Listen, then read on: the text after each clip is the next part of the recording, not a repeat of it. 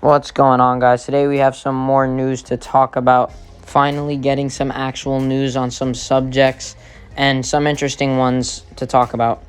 Before we get onto the topic of why you clicked this video about Juan Soto, I want to get into the news from the Lockout update that I did upload a couple days ago. I want to talk about what happened after that video. So in that video, we talked about how Rob Manfred was pretty optimistic that Saturday would be the day that they really came to a conclusion and ended the lockout. That's really not what happened, as they went on Saturday and they had a meeting about 90 minutes long, and it really didn't get anywhere. We're looking really bad right now. Today was the day that pitchers and catchers were supposed to report, so officially spring training is delayed, which is horrible to say because Rob Manfred did tell us that he was guaranteeing that it wouldn't be delayed, and so he didn't stick by his word, which we all kind of knew that he wasn't gonna, but it is what it is.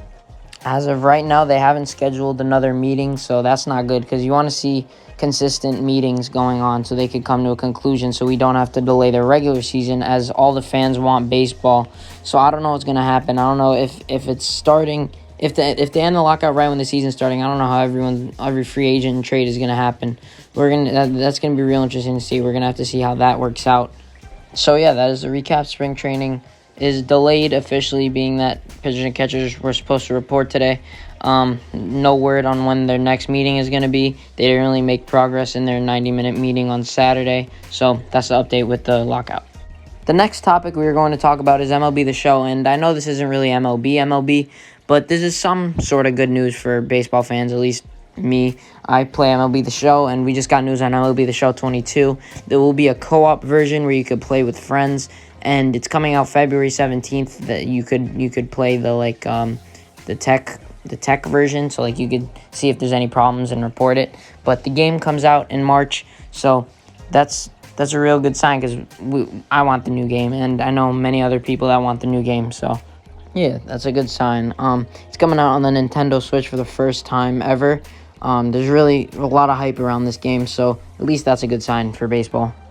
Another piece of news to talk about, this is probably even worse news than the lockout update, but Matt Harvey is in court. He's up against the guy that really supplied everyone like Tyler Skaggs and him with the substances that they used that unfortunately took Tyler Skaggs' life, and that guy is pretty much not going to be seen anymore. He's probably going to go to jail for life, being that Tyler Skaggs did die from it. So, but it came out that Matt Harvey did use this substance, and he was a big substance user, as well as CJ Cron. Those are the two biggest names that you could really think of. But Matt Harvey said, he came out and said this, and, Mets and MLB did not do a good job of trying to help him, because they should have helped him. I don't know. I just think they should have helped him try to get through it, and they didn't, and he really suffered, he said. So he was on the verge of wanting to end his life. That's how bad he said it got. So good thing he's coming out now and saying all this and put that guy in jail where he deserves to be, being that he ended Tyler Skaggs' life, basically. So really unfortunate news, sad news. And anytime is sad news when you're talking about Tyler Skaggs. But yeah, Matt Harvey was in court today. Another piece of news to hit on, Ryan Zimmerman has officially retired. He called it a career. Last year he played with the Washington Nationals, his whole career. He was actually their first ever draft pick, so that's a pretty cool fact. He had a really good career with the Washington Nationals, as he had 284 home runs and just under 2,000 hits, so he had a solid career. Definitely, most likely not enough for the Hall of Fame, but he's up there. He was a really good hitter in his prime, one of the best right-handed hitters during his time, and it's unfortunate to see him retire, but it's his decision to make, and he decided to make that decision. So props to him for finally coming out and making that decision, and he had a great career. A cool thing to note for Yankee fans like myself, we have 4 new top prospects in the top 100, 4 prospects. Those top 4 are Everson Pereira, Jason Dominguez, Oswald Peraza, and Anthony Volpe.